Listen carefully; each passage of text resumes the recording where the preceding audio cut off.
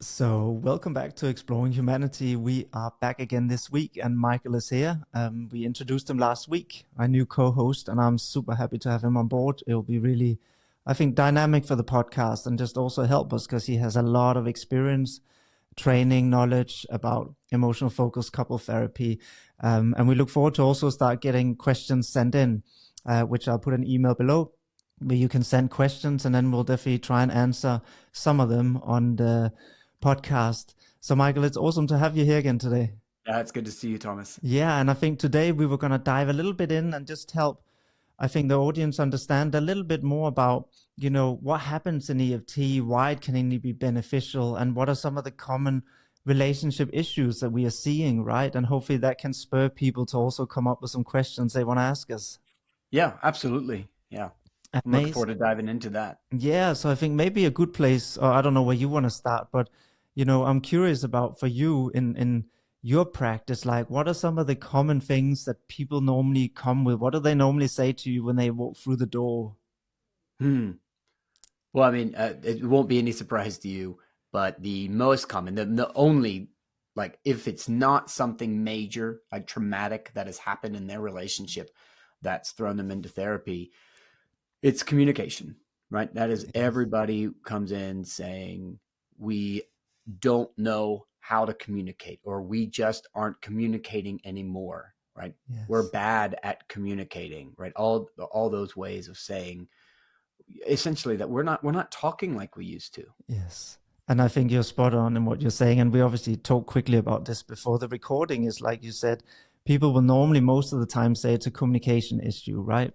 Right. And then I think the understanding of what that is might be different from the therapist's perspective and the people coming into the session. Or, as you said, if there's some traumatic event, some kind of fracture that has happened, maybe infidelity or whatever, it could be a loss of a child, whatever it might be, some kind of trauma that had a major impact, Correct. right? Hospitalization. And you're right, that's pretty much what I would say as well is what is the most common. And maybe we can talk a bit about this then when people say communication issues, because people often will then come in, and at least for me, I see often it's hard for them to describe exactly what it is. They will just say somehow, we're not really getting each other anymore, right? Um, Yeah. and then, I will try and get them to give me a specific example to try and understand and then deconstruct and see where this is happening, right? But I just find it really fascinating because, at least for me, and again, I want to hear how it is for you, very often, what we find in EFT is really when people say communication issue is that they're missing some underlying cues, right? Often some Yeah. underlying emotional cues, while often they will talk about the content, the logic, right? He doesn't help enough, or see, he works too much, or whatever the content Yeah. might be, then that there are some emotional cues that are getting missed, right? And again, I want to hear what you feel about this and how that is for you. Yeah. Yeah. And just to clarify, when we say the content, right, that's kind of the EFT way of saying what happens in the fight, right? The content would be focusing on, oh, he came home late from work, and then this, and then, or she does this, or they do that, right? And then getting stuck in just talking about the what happens. So when we refer to content, that's what we're talking about. It's just what happens between couples. And that's usually where people do start. And that's where we have to start, right? Because we have to get a picture of what's going on. Yes.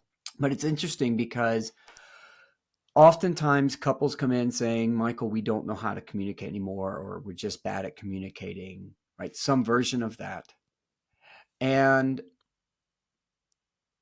I often think about how that's so not true, Mm. right?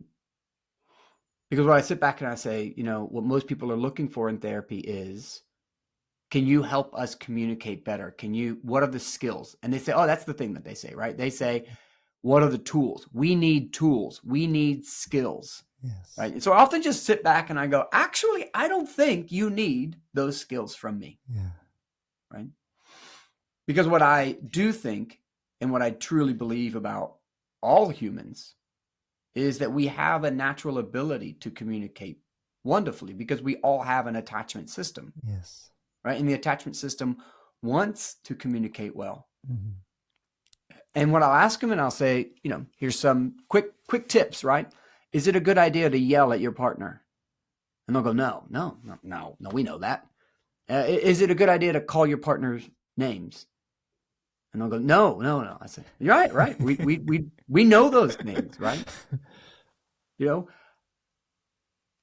and yet knowing those things has no bearing on whether we do those things. Yes. Right? Is it a good idea, to see your partner doing something kind for you and go over and acknowledge it? Yes, that's a good idea. Yeah. No one disagrees about these things, right? All the skills and tools of what makes good communication. I go through them with couples. Yes. And they absolutely know that they know them. Yes. And they know and agree that what is good and what is bad communication. Yeah. So they come to me as if I have a secret set of tools. Mm-hmm. And I want everyone to know I don't have a secret set of tools. Oh, man. I don't have secret skills. Man. I'm just joking, Michael, because it's like, you're right. It's like often people think there is some kind of technique that they're missing, right? And I think it's so important what you're bringing up here when you're saying there is no specific tools or skills that will suddenly change, and this brings us into, because I had people saying, hey, what are you going to teach us, right? And they kind of think, I'm going to coach them, right? And like you said, the thing is, they already know what probably isn't the right thing. And it reminds me of when I read, the book a long time ago, Nonviolent Communication. A lot of people know this book. And so I knew what was the right way to communicate. Sure. But every time I was triggered, this was when I was very young, every time I was triggered with my partner, well, I couldn't do any of that, right? Right. It all goes out the window. Exactly. And that's the whole point, right? That when we are triggered, when our fear response take over, yes, we might know all these tools logically, but we can no longer access in that moment, right? And that's when we default to these. And I know for some people, they don't know what we're talking about. So maybe we can explain that these default attachment strategies, right? That's right. That then take over and create this, or we refer to it as a dance, a cycle, right? And we can talk a bit about that as well. I don't know. Yeah, maybe you can tell them a bit about that, Michael, like what the cycle is, the dance is, so people kind of know what these terms are that we use. Yeah, sure. No, I appreciate the losing access that you're naming, right? We know these things are good. We know these things are bad. Yes. But we lose access to the part of our brain that gives us choice. Yes. Right. And we slip into what people show up with is a problem managing the threat of disconnection in their relationship. Mm-hmm. Right? That's the basic, like we have bad communication. What I hear is we don't know how to navigate the difficult moments where the threat of disconnection comes into our relationship. Yes. And the strategies that we use to reconnect is actually driving the disconnection on both ends of this deal. Yes. Right. And so you were saying so I'll weave in a little bit of this cycle or this dance. Mm-hmm. You may hear me call this a negative interaction pattern. I'll weave some of that in with the attachment pieces that will be relevant as I go through it. But essentially, we are talking about this cycle where something cues one partner up, and it's something they can see or hear from their partner, or like earlier, like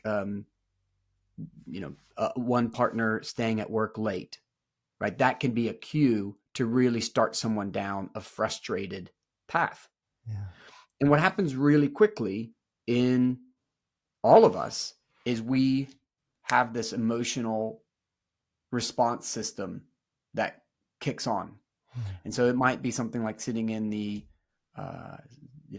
house, and you turn to ask your partner a question and you hear a big sigh. Yes. And then that sigh hits emotionally, like it's painful and it's angering. And it's like, I'm only trying to ask a question here. Like, why is this such a big deal? Yes. Right. But it could be something as simple as a sigh. And so that cues one partner up to go, right, start making a meaning out of what's happening. Right. Yeah. So this fear hits, and the meaning maker says, my partner doesn't want to talk to me. Or They I've don't want done to something wrong engage. again, Right. this I've done kind of, something wrong. yes, Yeah. Right. Or maybe they don't care. Maybe they don't care about me. Maybe they don't really love me anymore. Right. And it gets really scary. Yeah. But on the response side, what we don't do is say, whoa, are we okay? Like there's a lot of fear happening right now. Like maybe you don't want to talk to me. Yes. Maybe you're just busy. I don't know, but my fear is going. What we don't do is often reach from that more vulnerable place. Yes. Right? What we end up doing is going into what most people come into our office saying is a defensive posture, right? So we have this way of talking about behavior in a really kind of that judgmental way you were discussing earlier, Thomas. Yes. Looking at it and going, oh, that's my partner just gets defensive, right? And defensive can take a lot of ways, right? But in a scenario like this, it can show up as someone getting angry. Yeah. Right? And going, hey, like, where are you?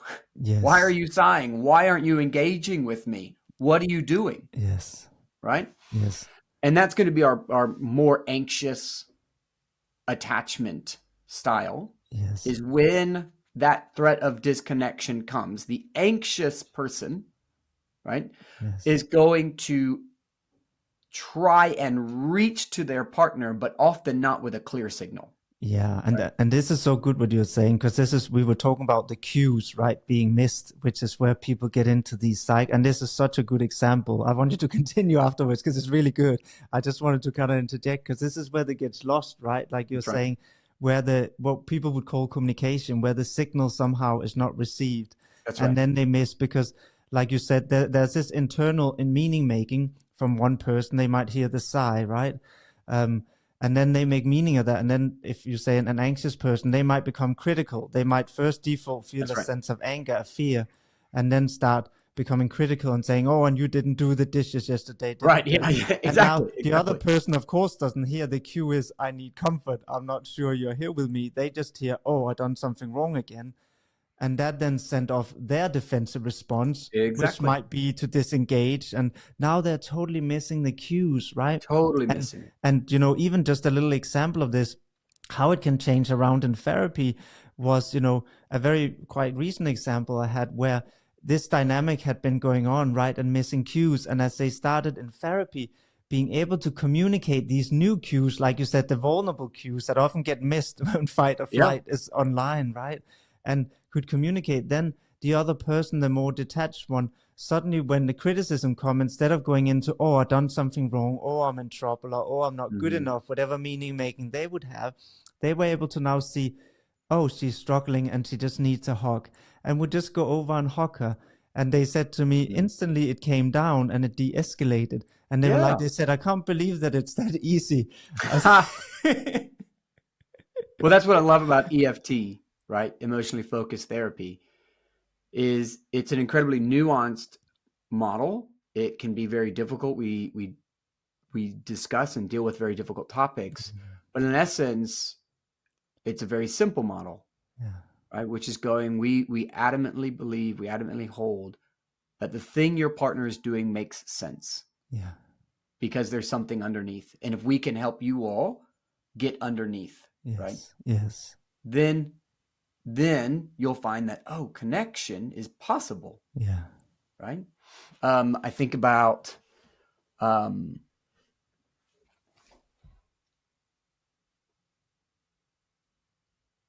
what we were saying earlier, right? About couples that come in and say, we have communication issues. Yes. Right? And what I think about is the way this thing that you're talking about, right? This defensiveness, this shutting down, that's driving disconnection, that what we have is this block, right? To love and care. Yes. That's what we have, is a block to love and care. Yeah. Right? It's not the communication, this dance, this style of interacting with each other. Yes. That's driving a disconnection, and disconnection means I can't get the good care that I have for my partner to them. Yes. And then the only way we know to say I can't get my care to my partner and my partner's care can't get to me is we must have communication issues. Yes.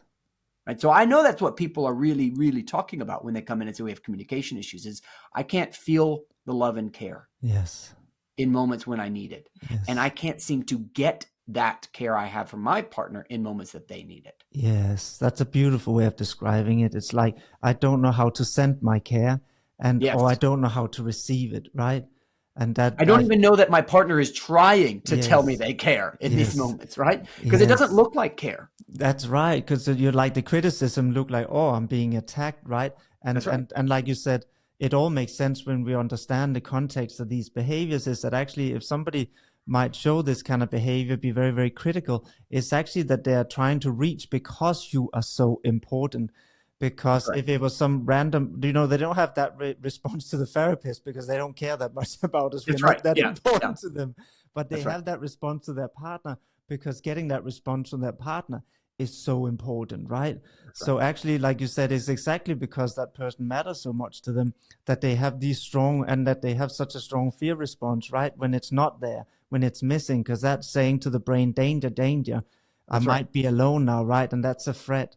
And then at that moment, if we haven't, had different interactions and models that show how we can, like you said, access vulnerable emotions, communicate them, then of course we're going to go into these default defense strategies, right? There's a reason we call it fight or flight or collapse or fawn, right? There's not that many options, right? Nope. If we haven't had a different model. And I think you said something earlier that I want to touch on and also hear what you want to say about is this when people come in and are very harsh on their own responses, right? And saying, "Oh, it's my fault. I don't know how to do this," or "I am very, whatever they think, I'm ruining this because I'm too angry," or whatever they might say, or "I'm not really normal." I heard all these kind of things people say, or "I'm really childish," where they judge these own behaviors, right?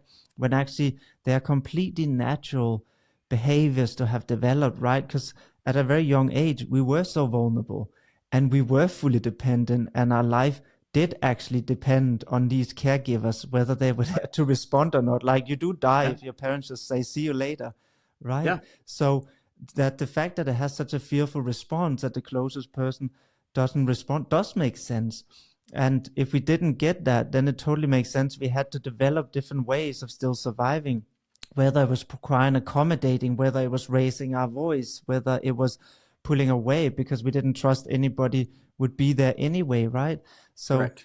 often we have this, oh, avoidant people can't be intimate. I think they can, but of course it's scary for them because if you as a child Yeah. reach out and there was never any response, at some point you have to say, I'm only going to depend on myself, right? That's right. And that does make sense in the context of seeing that, I think. But yeah, I just Mm. want to hear as well what you think Yeah. and what you see, because I do see sometimes people are very harsh and very Very harsh. judgmental on these responses they have, which are completely natural. Yeah. No, you're absolutely right. They do. It's a lot. They're harsh towards their own, and they're harsh towards their partner's Mhm. responses. And it's really when you can.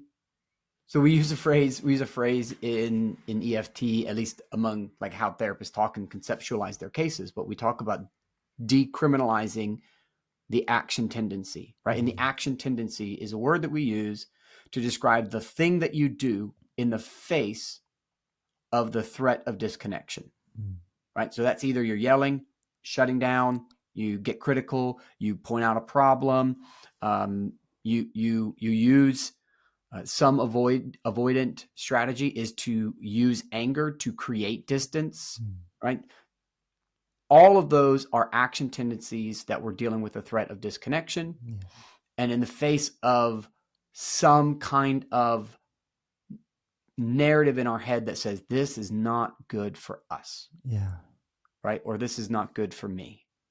And we want to help people get underneath that so that we can decriminalize it to really understand what's driving it. And this, I think, is the what makes working with an EFT therapist in particular very different, not than every model, but than a lot of models, which is to hold a highly humanistic view Yes. that all behavior makes sense if we're willing to understand it, Yes. right?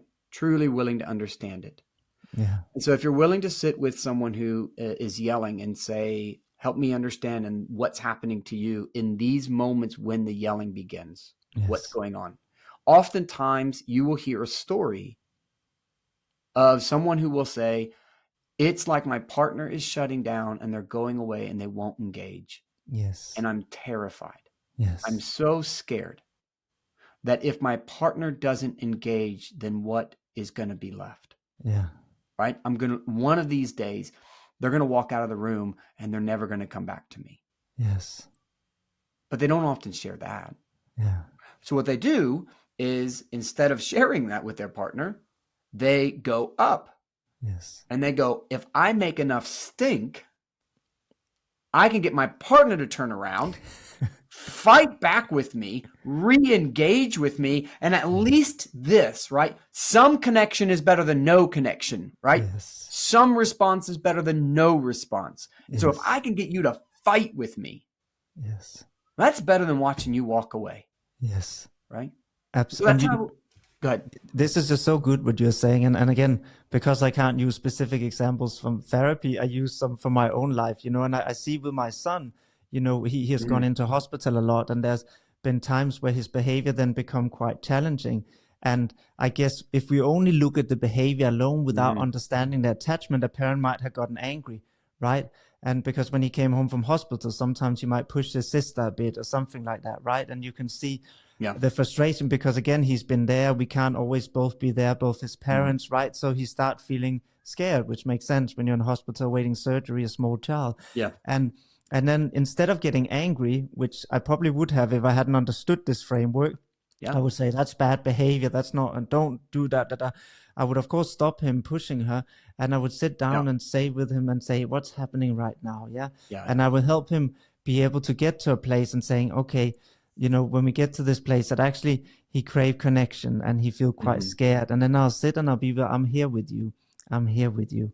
Right. And I'm not going to go anywhere. And then and it's totally natural that you feel this frustration. It's really hard what you've gone through. Yeah. And then he calms down, and guess what? The behavior changes, and he doesn't push his sister anymore, right? But it's just a good example, I think, of how responding to these cues can then calm the nervous system so quickly, right? Because if we miss them, it escalates, right? The normal response would have been, I guess, in a partnership, often then there would be a counterattack or pulling away or shutting down, whatever it be, right? Because we just see the behavior. We are not hearing what's communicating behind that behavior, right?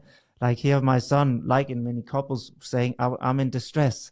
Yeah. And like you said, which I think is such a good point, any attention is better than none. That's right. Yeah. And even when we look at kids now, the example I am, a kid will act up if they want your attention. Right? Because even getting you to come and shout at them is better than being completely ignored. Yeah. So they will take being the bad child over being the ignored child, right? So I think that was such a good point that you mentioned. Yeah. Right. But in children, we put a negative judgmental label on it as well. Right? This is where you hear schools or parents saying this is attention-seeking behavior. Right? Oh, they're acting out in class. It's attention-seeking behavior. Yes. So that's bad. Yes. If you look at it from an attachment perspective, this is bids for connection. Yes. Right? If I can do all the good, yes, and it goes unnoticed, and it seems to have no meaning to you, and you just ignore me. Yes. Well, what if I do something bad? Yeah. That grabs your attention. Yes. Right. Yes. And so for example, even spanking, right, is a form of connection. And if that's where you'll step in, the spanking is actually going to perpetuate the problem, because most people thought it's like, oh, it's a negative consequence, right? It's connection, right? Yes. If that's what I have to do to get connection, then let's go. Yes. So it doesn't work, right? Yes. What works is, will you sit with me? Yeah. Will you see what's driving that? And then I can have, so what happens, right, when kids or adults, right, this never stops. And that's what I think we all think happens, is we outgrow our attachment strategies. Like we become adults and we become mature, and it's like, nope, sorry. We get distressed. We make bad choices. Yes. Because distress in our bodies limits our options. Yeah. Right. We don't feel so open to options. And so I think about like when a kid throws a tantrum, Okay. Yes. I mean, how many adults do we see throw tantrums? Happens all the time, right? But in kids, we're like, oh, no, you can't do that. That's a tantrum throwing, right? Yes. But what's happening is our bodies are hijacked and our options are few. Yes. And we're doing something that we honestly believe is going to get us the best opportunity to find connection. Yes. And for the anxious person, what they found oftentimes you develop an anxious attachment when your primary caregiver is able to respond sometimes, Yes. but then sometimes not able to respond. Yes. And so you get this like, I don't know what I got to do to get them to respond to me. So let's do this. But I don't ever know if the care and love is coming. Yes. Right. And so this gets really anxious. I don't know what's going to happen. Yeah. And then they often are the ones that are louder. They have more emotional expression. Yes. And that's the kind of the whole gamut of emotions, right? Yeah. Joy, sadness, happy. They kind of let all of it go, but it's also kind of running a bit wild, Yeah. right? Their emotions can have them rather than them having their emotions. Yes. And their partner can feel, kind of put off, like, whoa, right? Yeah. It's so Like, overwhelming, right? It can be very overwhelming, of course. Yeah. And so when that signal comes in, like the overwhelming signal, right? The avoidant person goes, nope, not doing this. And they shut off, right? Because oftentimes in the face of emotionally distressing moments in their life, there was only one truth, which is my caregiver isn't coming. Yes. It's not sometimes they're there. It is when I ask a withdrawer. So a withdrawer is the word that we use for people with an avoidant, because that's literally what they do is withdraw. On the anxious side, we'll call them a pursuer, because normally that's what they do. They tend to pursue, and it can get little, but in general, that's how it works. I was going to go into a little bit more of a nuanced bit, but I was like, you know what? Let's stick to the basics for a moment. Yes. I can geek out on this, and we can just talk about that for hours. But so if you hear me say pursuer, know that that's the anxious. If you hear me say withdrawer, that's the avoidant. And so what they'll do is they learn very young that help is not on the way. And when I ask a withdrawer, like, hey, when you were young, who did you turn to? Like, how did you manage distress? What did a bad day look like for you? Who did you talk to about bad days? And they look at me like I'm from an alien planet sometimes. Yes. Like, what do you mean talk to someone? We didn't do that. Yeah. I didn't have anybody to tell I had a bad day. Yes. Right. And like, anytime I hear that, my heart breaks, right? As it would. And so what they've learned is that their emotions are going to be overwhelming and unwelcome. Yes. Right. And what they'll do is they'll start to withdraw, right? Yes. And they'll shut down. Some leave the room, some pick up their phone and look at it, right? And if they get up and walk away, or they sigh, or they roll their eyes, right? All of these are little cues. That's their action tendency that we were talking about. Yeah, and then and also, Michael, right? I don't know if you have this, but of course, I think a lot of people with a more avoidant strategy, they also tend to have been criticized quite a lot, meaning they very quickly go into feeling that, oh, I done something wrong, or I'm not good enough, or that's a very common narrative, right? Absolutely. Because they tend to have grown up with quite critical caregivers, right? Where they received a lot of criticism. And then they very quickly go there, right? Even with small cues that maybe you and me would say, oh, that's okay, maybe I've done that. But for them, very quickly, it's there's something wrong with me, or I can't get this right anyway, so why try? I think the perfect example, to kind of help conceptualize this avoidance strategy was when, I can't remember who told me or whether it's some of the literature, but this example of, remember when they used to say, just let the babies cry out. Yeah. Oh, yeah. That old thing, but you should just leave. That's a perfect example of how to create avoidant attachment, like literally. Yeah. Because what happens is the baby get more and more distressed until the nervous system can't handle it, and actually it can even become threatening, right? Because blood pressure can get too high. So the only option the organism have when it's realized nobody's coming to my call of distress is it has to shut it down, literally to survive. It has to shut down. So it numbs out, right? Yeah. And I think that for me, somehow really hit home this Yep. idea of the experience of the avoidant, that it's not that they don't care, it's Right. not that they don't want connection, Right. but it's that if it becomes so and people often say, oh, I heard anxious partners say, oh, he doesn't have any emotions, he doesn't feel anything. And it's not true that avoidant people don't feel No, not at stress. all. Not at all true, right? They can feel high levels of stress. It's just the way they learn to deal with that stress was, I now need to push it down and Yep. suppress it. Otherwise, it will overwhelm. And when you look at when we look at them side by side, an anxious person and an avoidant person, right? And you measure like that they've done a lot of brain studies and observed the brain during emotional dysregulation, and more often than not, the avoidant partner is more distressed than the anxious partner. Yes. But it's like this, like pressure cooker for them. Yes. Right, with no release valve. Yes. Right. And so they're just constantly building this, like I think of like an air compressor. Yes. Right. And it's just building. And for the anxious partner, they have a way to pull on that, right? Which is to get upset, right? Yes. Do something, pursue their partner, right? Move that emotion somewhere. Yes. But the avoidant has what we call disowned those parts of them. Yes. Right. Which is to just cut them off and say, it's not okay to keep feeling this way. Right. Yes. So I've got to cut them off. Yeah. Eventually, right, like all pressure cookers, if you don't relieve it, it's going to pop. Right.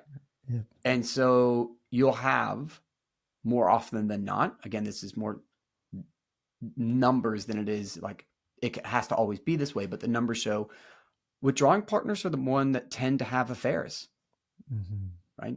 They tend to be the one that go outside the relationship because of so much distress, and they find a way to relieve it.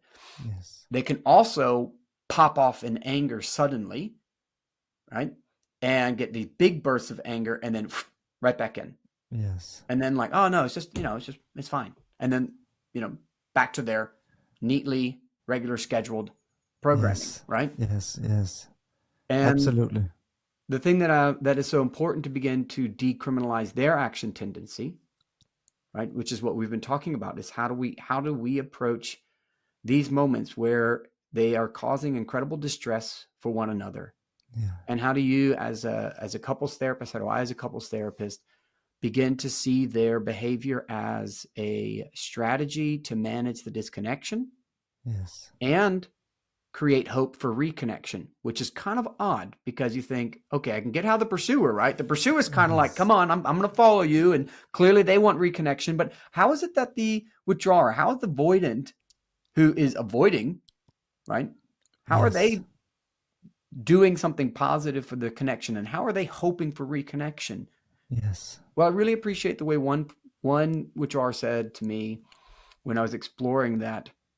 He said, I go away because at some point we're going to say something we can't take back. Yeah. At some point we're going to do too much damage. Yes. And we won't be able to recover. So I go away so we can live to fight another day. Yeah. Like, that's pretty powerful. Yes. Like, if we keep doing this, if we keep harming each other with these big arguments, we're really going to hurt each other. Yes. And the only way I see out of it is to literally just go. Yes. Right? So that things can calm down. Yeah. So that we can maybe find a way, right? Yes. And that goes, oh, it makes so much sense, right? Because you care. You wouldn't want to throw something at this partner. Yes. Because you care about them, because you love them, and you want to make sure you preserve what feels like in these moments, what little thread of connection you might have left with them. Yes. Right? Feels like it's about to break, and you go before it snaps. Yeah. And I think this frame you're bringing up here is so helpful because, again, the lens we see the world through obviously changes how we react to the world around us, right? And this is such a powerful lens because it's a perfect example. Somebody who come in and you have this where escalation, maybe he get criticized, suddenly the withdrawer, avoidant, whatever term we use, will withdraw. He will go out for a walk, right? And for her, the more anxious, she feel now more rejected because she's like, I'm in distress, he leave. And so again, the cycle keeps spinning out of control, but suddenly seeing through this different lens, like you said, and this was spot on, right? And something similar came up with this, that actually, hey, in these moments, it's actually done to try and protect relationships. They're feeling overwhelmed and can't contain it. So I remove myself so I can calm myself down first, right? And that's a very different lens, right, than the lens and meaning making, as we call it, of he doesn't care about me, or I'm not important. Right. Suddenly it's a totally different lens, that actually he cares so much that he removes himself because he doesn't want to cause harm. So he now goes away, and probably he could need some soothing, but he goes away and deal with it himself, because that's how he learned best to be able to regulate, right? That was the strategy. I shouldn't say he, because it can also be, any gender, but it's just to kind of say that, there is this place where often these are mechanisms just to protect, right? And I feel often us as therapists, when we study, we learn all these different tools, validation, right? That we learn. However, really, to boil it down, at least for me, maybe this is oversimplification, but for me, in the beginning, it's almost like the EFT therapist models secure attachment, right? We model all these strategies are literally just what would naturally happen in a securely attached dynamic, right? In a securely attached dynamic, we're not trying to be right. I'm just hearing, okay, this is your experience, and it's okay that it might be totally different than mine, right? I don't agree with my kids all the time, but I can still validate how they feel about the things, right? And same with my partner. And that really soothes the nervous system, right? And it's quite incredible how soothing it can be. Like even for me, just 2 days ago, randomly, some bailiffs showed up for somebody who lived here before, not for me, don't worry, for somebody who lived there. I was like, oh no, not for me. Are you going away from me? I'm gonna chase you down, Thomas. He's gonna be alone on the podcast. No, not for me. But they showed up because some guy who lived there like a year and a half ago owed some debt, right? But I didn't know who they were. They didn't identify themselves, and they just pushed into the house. And when I asked him to identify, he said, I don't have to do the big guys with tattoos, right? And I felt the adrenaline just shoot up, right? And I obviously had to calm myself down, because I didn't want it to escalate into violence, but I didn't know who this guy was. So so that response is natural, right? That's and terrifying. There's a child, exactly, and there's my partner are there, etc. So adrenaline is flowing, and I'm trying to contain it. And what I noticed was that afterwards, it was really hard for me. For the whole day, I was stuck in this loop where I couldn't focus, right? Because adrenaline has hijacked me. And then I called up my friend who's a psychologist, and I told him that. And I said, and I'm getting this fantasy that I want to hit these people. And he said, Thomas, that's so normal. Yeah. Because in that moment, you wanted to defend your family. That's right. But you had to suppress that impulse. So it's normal that we then start fantasizing. Then we need to fantasize about what we wanted to do. So he said it's totally, and even though I knew it, just hearing it from him, a very close friend of 25 years, instantly calmed my nervous system, and it really helps me snap out of it, right? Well, that's a simple normalizing validation, right? Exactly. Like, it is okay. You aren't crazy. Yes. And you aren't bad for having that thought. Yes. Right. And it's incredible, right? It's incredible, the power of that, right? And we obviously know that, but it's rare that because it's not very often I get very stressed, right? But this was very stressful. So suddenly it was quite a good reminder of the impact of what we do might have to the people that we are working with, right? To suddenly have that, because afterwards I'm like, oh, that really calmed me down.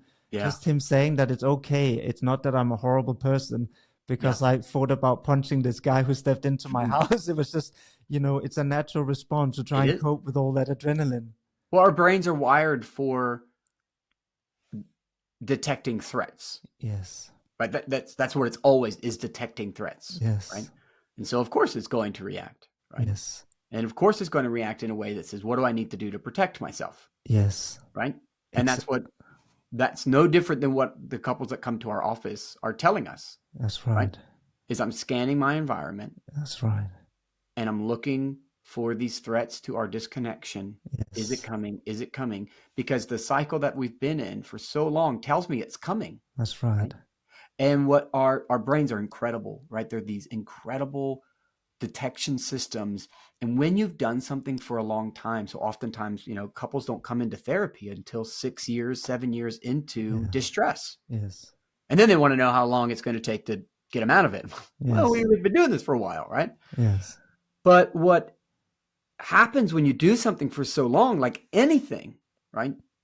The more you do it, the better and faster you can get to it, right? That's right. And so we start looking for those signals. Our brain starts scanning our partner for early detection signals, right? So it's not that I've done anything wrong when I walk into the room, but maybe I'm walking quickly through the room and my partner's brain says, oh no, my partner is walking quickly. Yeah. Usually, and it goes into a certain category, right?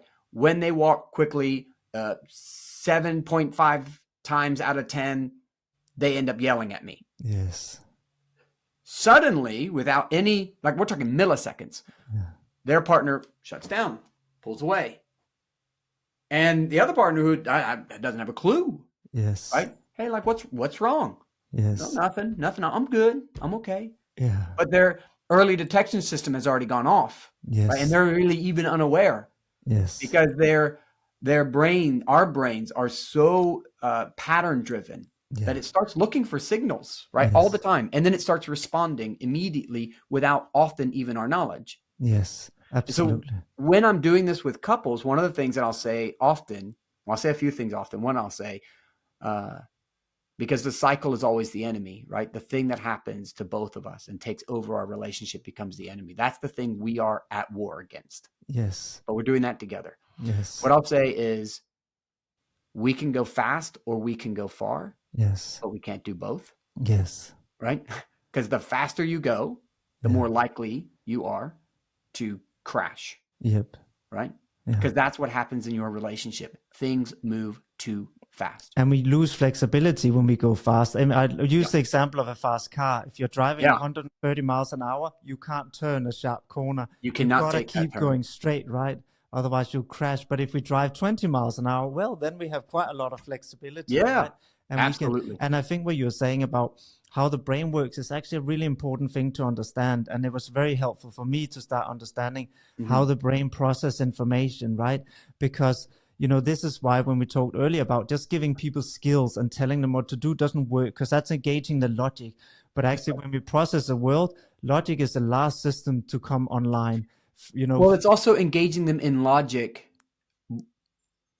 when they're not distressed. Yes. Like they're in our office, often they're not, it's not the same thing. Exactly. So you're speaking to a part of the brain that isn't going to be available to them when this thing kicks off. Yes, exactly. But and this is why it's so helpful to understand how we process. At first it's bodily, right? Then it's the emotional memories, and then it comes to logic, right? And what really helped me was understanding that when we get a cue from the outside world, there's so many parts missing. And what the brain has to do to make sense of it, it fills out all the missing parts, right? To create a coherent story we can then respond to. And those missing parts can only be filled out by past memories, right? That's right. So that means the more confusing the cue is that's being sent, the more likely it will be misunderstood, right? And this is why, again, I know we're not meant to give advice as therapists, but I always say to people, when you're in distress, do not start texting your partner. Because when we text, don't do it. Don't do it. Because when you text, there's so many cues missing that the risk of them having to fill all that out is so much higher, right? And the chances then of misinterpretation and escalation is so much higher. When we are missing, we can't see the tonality, that we can't ask a direct question to quickly get feedback. We can't see eye contact. So it's like the chance of escalation is so much higher. So the only advice I ever give is when you're in distress, do not text each other. That's right. That's right.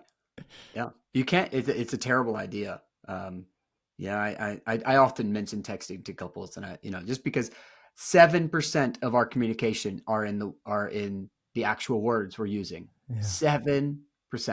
Yes. Think about that. Like I'm giving 93% of my meaning behind my words to my partner. and Yes. whatever state they are in. Yes. Right? So that is, it's fraught for disaster, right? It's Yes. it's constant disaster when we use texting to try to communicate hard things, right? Yes. So I tell people all the time, schedule on text, that's fine. Text the schedule Yes.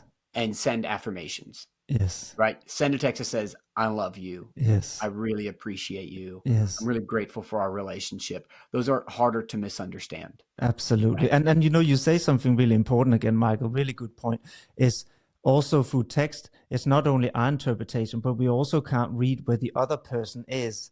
That's right. While with you in person, you can see, okay, this person is in a lot of stress. They had a bad day. They probably can't receive. But again, on text, you're right. You have no idea I'm either going, where they're whatever, however you want to hear this, Yes. I'm letting you Yes. decide. Yes. It's like, woo, that is a whole lot of what could be within Yes. my realm of control that I am giving up to another. Yes. Right? Because if I just thinking about like how body language works, right? Yeah. If I use the phrase, right? If you think about a kid coming home and he's late for curfew kind of thing. Yes. Right? And walks in the door, dad's on his feet, walks over to the kid and says, "Where have you been?" Right? Oh man, we're in trouble, right? It's clear. The message is clear. We're in trouble, right? But if you took the same words in the same scenario, the kid walks in the house and the dad gets to his feet and he walks over to his child and he says, "Oh, where have you been?" Yeah. Right? It's not so threatening anymore. Yes. Right? What's being communicated isn't "I'm in trouble." What's being communicated is my dad was scared. Yeah. He was concerned. Yes. Right? Yes. That's what gets communicated. Yeah. It's the same words. Yes. Right? Spot But on. it's what part am I connected to when I deliver those words? Yes. When I send that text, "Where have you been?" Yes. It's going to get interpreted however they imagine I'm bringing that to them. Exactly. Right? And what I want is to set this up for success. And so I want to make sure that I have as much of that ability to communicate my care and love in my court. Yes. Which I don't do when I text. Right? So that's a little tangent on texting. It was an amazing example because I could feel it even in your tonality, right? So this is why it's great actually to give this. I felt the harshness, right? And then I felt the calmness and I felt the difference. And I'm not even, your child, so I'm not in trouble. But our brain registers threats and our brain registers safety. Right? And that's what's doing. And people sometimes, might be a good thing to bring up because people will often say, and often sometimes avoidant partners will say, "Oh, why do I have to do this vulnerability thing, right? I don't really like it. It's uncomfortable. Yep. Why do I?" And I think, again, now we're talking a bit about the understanding and the brain science of why is the fact that when we come with a more hostile response, whether it's tonality, the words, body language, right, then we are going to elicit the fear response in the other person. And now they're driving at 130 miles an hour. That means they don't have flexibility. They can only go to their default. But what happens in the vulnerability is it actually instead elicit a response in the empathetic part of the brain. That's right. Meaning suddenly we don't have the fear response, and that means those default behaviors don't have to come online, right? And they can then react in a very different way. It's a much slower tempo, and we can now navigate. If we use the car if I need to turn right, I can. But if I need to turn left, I can do that too. Yes. And this is the why behind we are trying to get to the more vulnerable emotions, right? Instead of staying at the more surface escalatory emotions. That's right. It's exactly that. So I think you gave such a... I'll just add to what you're saying, right? Because it gets into the dance and what makes, like, why, if you're going and seeing a good counselor, they're going to track that dance with you, right? They're going to follow it. Because what they want each person to see is the more you move towards protection, right? Whether your protection is to withdraw or to pursue, when you move to protection, your partner almost has no choice but to move to their own protection. Yes. But when your partner moves to their own protection, it also sets you to continue in your protection. We drive faster and faster. That's right. And so you drive faster, so they drive faster. And then you drive faster, so they drive faster. And it just, we feed each other, right? Yes. And this is a massive difference, I think, when I began as a therapist. And so much was it about, did you keep your side of the street clean? Yes. Right? Did you, and if your partner didn't, then that's fine, but just keep your side. And then I realized I don't want to walk on a different side of the street than my partner. Yes. Right? I want to walk in the street, hand in hand, down the middle. But in order to do that, I have to be willing to say, I can see my move. I can name my protection. Yes. And I can understand that it has an impact on my partner. Yes. And when my partner does their protective move, yes, I have a part in that. Yes. As someone that helped to set that up. Yes. And they have a part in my protection because of their move. And so suddenly it's either we have unclean streets or we have a clean street, but it's not my side and your side, clean, not clean. It is we hold responsibility for our relationship together. But both people have to see their move. Both people have to compassionately hold their own move. Yes. And they also have to see the impact their move has as it sets their partner up for the move that we're trying to get rid of, right? The pursuer is trying to keep the partner from going away, but the thing that they're doing is causing their partner to go away. Yes. And then the thing that the withdrawer is trying to do is to get their partner often to calm down so they leave. And when they leave, they don't realize that they are actively participating in what causes their partner to not calm down. Yes. And we feed each other, right? Yes. Couples that really get that. And then couples that get the thing that drives them and they gain access to the more vulnerable place. Yes. And oftentimes they'll say, I had no idea they were in so much distress. I just thought they were mad at me. Yeah. Right? Yes. When they begin to gain access to that. Yes. Then they begin to go, I can shift. I can see it. And so they got to be able to catch it, right? They got to be able to catch it, not just in our office. You were saying earlier, we kind of are that secure attachment. We are. At the beginning of therapy, we are what we call like a surrogate attachment figure in their relationship. Yes. And they need that. They've got to run these things through us at the beginning. But the EFT therapist from day one knows we're the secure surrogate attachment figure and is actively working to hand that attachment over to the couple. Yes. So they become their own attachment figures in their life so that they can do what they're doing in our office outside of our office. Yeah. Right. Exactly. And they can come in and say, Michael or Thomas, we got into it and we stopped it. Yeah, which is so magical, man. It's I love magical. when that and happens. People are able to do it. Yeah, it's a beautiful process to see, right? And Oh, I think it's we used all these funny analogies last time that we're emotional DJs and jungle guides. And I say, I'll add another one because I also think we're driving instructors. Because when we use this, when you push the pedal and I'll push, That's right. And we end up That's going, right.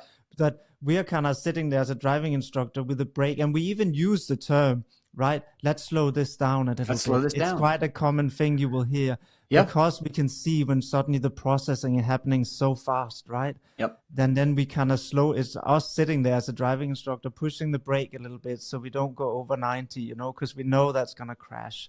Yep. And then, as you say, we help them see how the impact of how they interpret the world, the meaning making, right? Mm-hmm. Then make them have a reactive reaction, and how that then causes a reaction in the other person and their meaning making. And so they can start seeing this cycle that they are co-creating, right? Yes. Instead of just seeing the other person as the bad guy or the bad woman, right? Which tend to sometimes happen when they first come in. They see, oh, this person is doing this because I'm so important to them, because they care so much and they're trying to protect themselves from being hurt, right? Being harmed, or feeling that they're not worthy, whatever it is that they're protecting against, right? Right. And then they can see the impact they're having, right? In a very different lens, a compassionate lens, and where they see, oh, the enemy is actually this. It's this dynamic we get into, is the defensive responses. That's the enemy, is not my partner. Yeah. And that's where we then slowly get to that place where you say, where they're able to then interrupt the cycle, and we can help them construct a different way of engaging communicating these more vulnerable emotions, right? That probably might not have happened outside because they were driving so fast. That's right. Yeah. So even when they show up blaming, right? Because they often, like you're saying, finding the bad guy. Yeah. Even blaming, right, is an understandable thing. Yes. And it's all about connection, right? Because it does two things. One, it can help deflect from the terrible feeling that I have. Yes. Right? I don't have to feel that if I can just blame. That's right. But blaming is also the attempt to find the root of the problem. Yeah. Because if we could change it, things could be better. Like Yes. even in blaming, the hope behind blaming is if that changed, we would be better. And both parties really deeply believe that. They really believe if my partner would just be different, then we could be happy. But it's really, we have to change. Yeah. But even in the blame, that's their hope, right? This is Yes. my hope, that if my partner could do something different here, we could be better, because my hope is that we can get better. Like even that is hopeful if we can sit with that hopefulness up. Yeah. So I have one question before we wrap up here. Yes, absolutely. And it's this, just so everyone kind of get to know us a little bit. Left to your own devices, like where would you put yourself? Secure, avoidant, or anxious?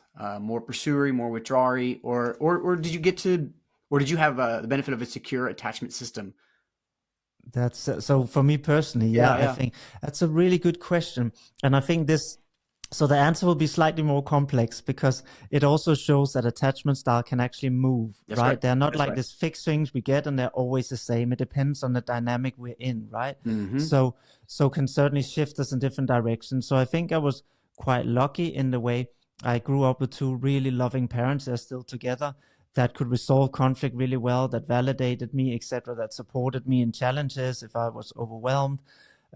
So I think, I had I have a default secure attachment style. Oh, I love that. And then I think there was a point in my life where I had when I was younger, a very unpleasant experience, because I did have a relationship with somebody with a very severe personality disorder. And that caused me to start develop a sense of anxiety inside, where suddenly it didn't feel safe and I didn't fully trust my own judgment, right? Which is quite normal when we feel then more anxious. Right. But I felt again that it took a while. Like I went myself to some therapy for a while. And that was really, really helpful. And then I feel I came back again. It was almost like, I got back to that memory that actually the world is safe. And when people say, how do you know where your attachment style is? Well, I look at how I tend, not just about how my caregivers was, but also how do I tend to respond to the world. And I tend to anticipate that most people will have a kind response towards me, right? And that obviously says something about the model I had, right? Yeah, absolutely. I anticipate that most people will respect my boundaries. Of course, not everybody does, but my anticipation is that. So I tend to anticipate that the world is not a hostile place. It's a kind place. And of course, there's exceptions where I'm proven wrong, but I feel just having that anticipation in itself makes life better, right? Yeah, because I have a lower threat. But like I said, I had a period in time, and I found this very helpful, even though it was very uncomfortable, because it took a couple of years to fully come back and stabilize, right? Because it was very disturbing the way this person acted. But I think it helps me a little bit in a therapeutic sense, because I have a more felt sensation of how it actually is to have that level of distress and to not really feel that the world is fully safe. So in that way, even though it was certainly not pleasant, I think it has helped me a little bit, having a better understanding and empathy for the distress that people might experience, right? No, I appreciate you sharing that. Your turn, Michael. Well, first of all, just appreciate you sharing that. And I love hearing about your parents and the secure place they gave you.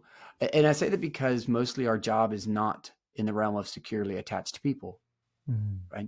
I mean, that's just like they're out there having nice relationships, not coming to therapy, right? Because they expect good for their partner. They expect good from their partner, right? Yes. And what often walks into our office is insecurely attached individuals, right? Yes. And sometimes it's more, maybe someone had a secure attachment and it shifted in light of this relationship to a different Yes. strategy.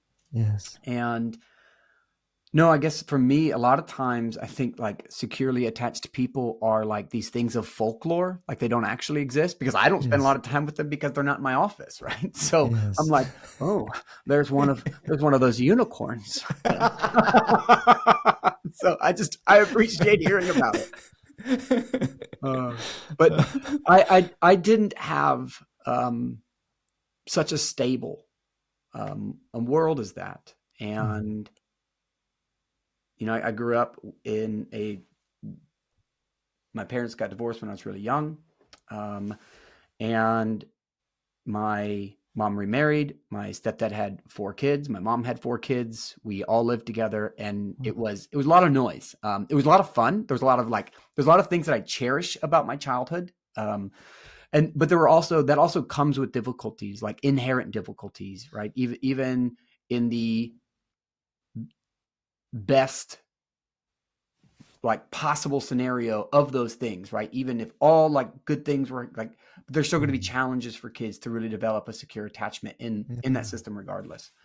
And I developed a more anxious attachment. I am definitely a pursuer. There is no question about it. I'm 100% extroverted on every scale, every test that I've taken. As I get older, that's kind of changing a little bit. But also as my job is to spend time with people all day trudging, right? Yes. But I've always been a pursuing type. I found that funny was a great way to make friends, and I could be funny, I could be funny, and I would kind of be just a giant joke walking around, which, as I talked about in our last episode, if you really want to know my deeper self, you've got to come through the laughing gate, because laughter means so much to me, but it also helps regulate my nervous system, which is good at times. And then, we develop strategies as anxious people, with people with an anxious attachment, not anxious people, because my anxiousness doesn't define me at all.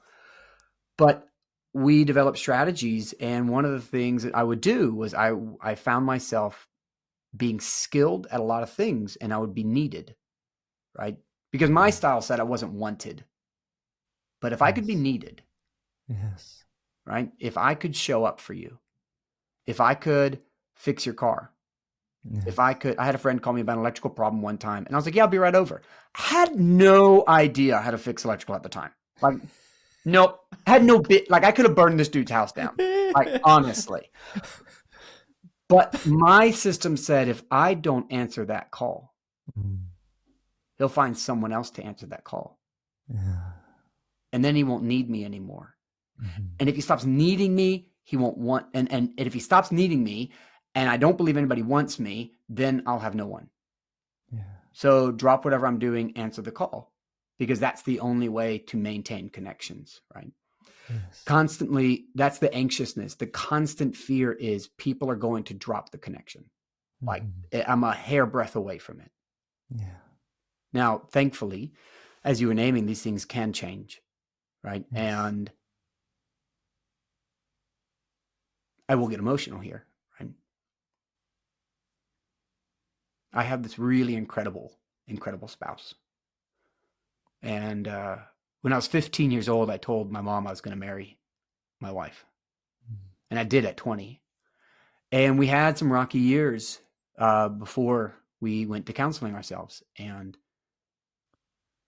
what I noticed in her was an ability to respond to me in my most distressed moments that really rocked me. And there was a particular moment where I was naming some really painful things in my world, and I could see her tear in her eye.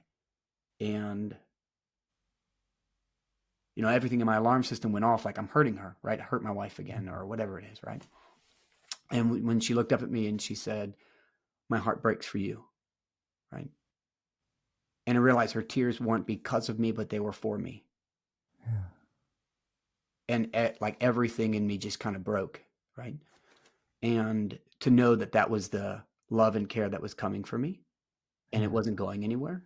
And, you know, we'll celebrate our 17th anniversary this year. Wow. But with my wife, I have no need for my anxious attachment, right? Yeah. Her constant love and care and our work, and I had to access those parts of me, and I had to name those things, and I had to take the risk of sharing, and I had to take the risk of her rejecting that, Yeah. right? Because in the face of that, like, here's this really ugly part of me, here's these things that I don't believe anybody really wants to be a part of. And she says, I want all of it.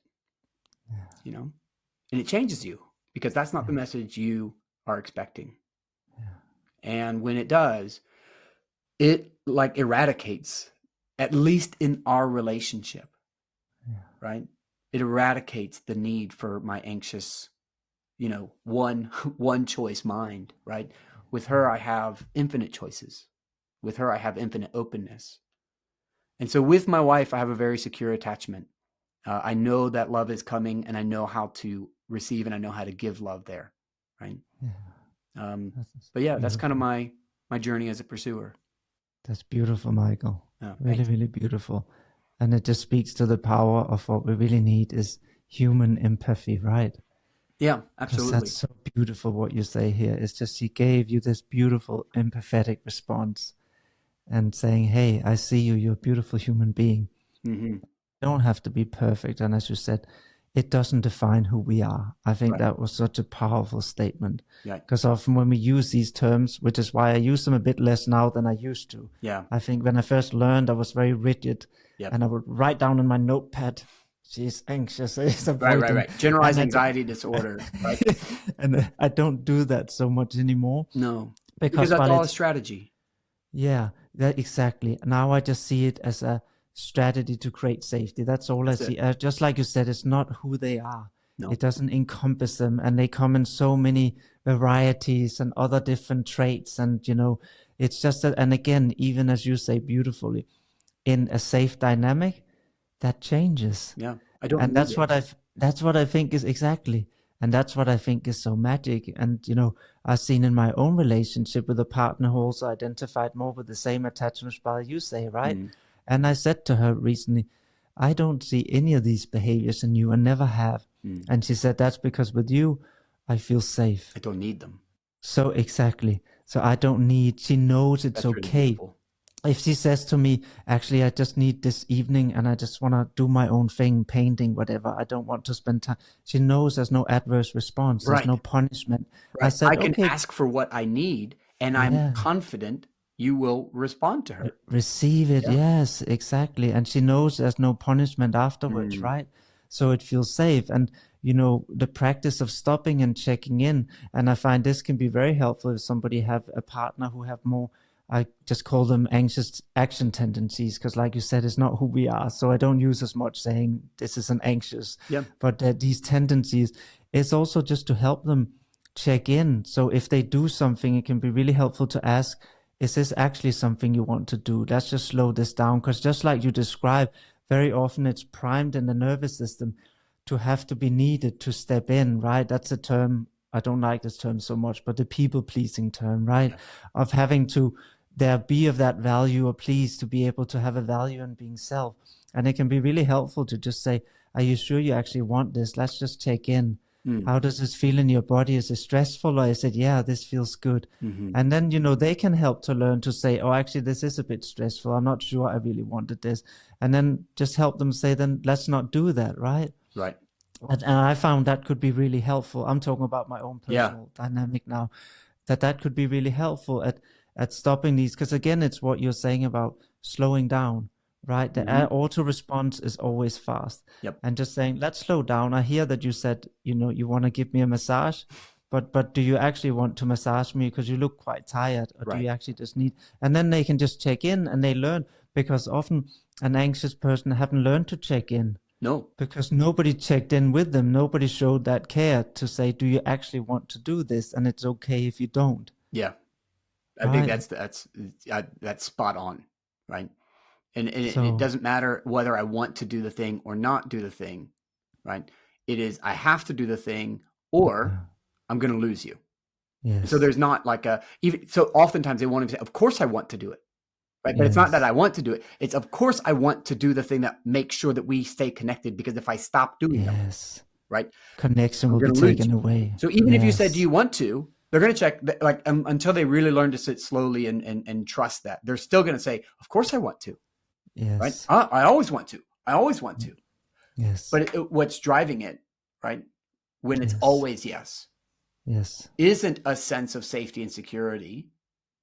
It's that sense of, if I say no, I will lose you. But oftentimes we aren't still long enough to sit with the disquiet of that fear to really begin to name it.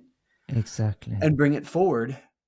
Oftentimes they'll say, I just love serving people. I just love helping people. And they do. Yes. I do. I love it. Yes.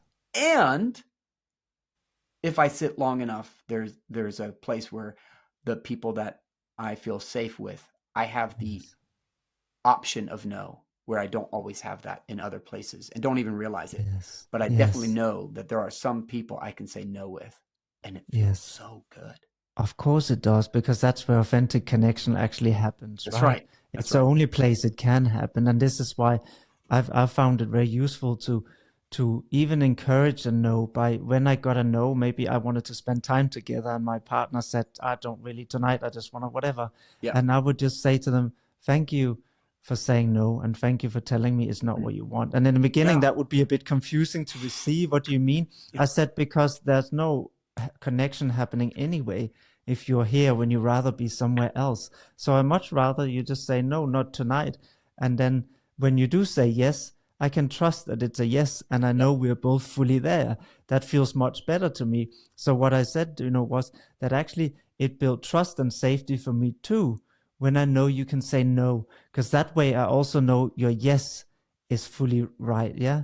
And that makes it easier for me to relax, because again, if I can't trust your yes and no, then I have to start caretaking you a bit more to make sure you don't violate yourself. And I can't actually trust you.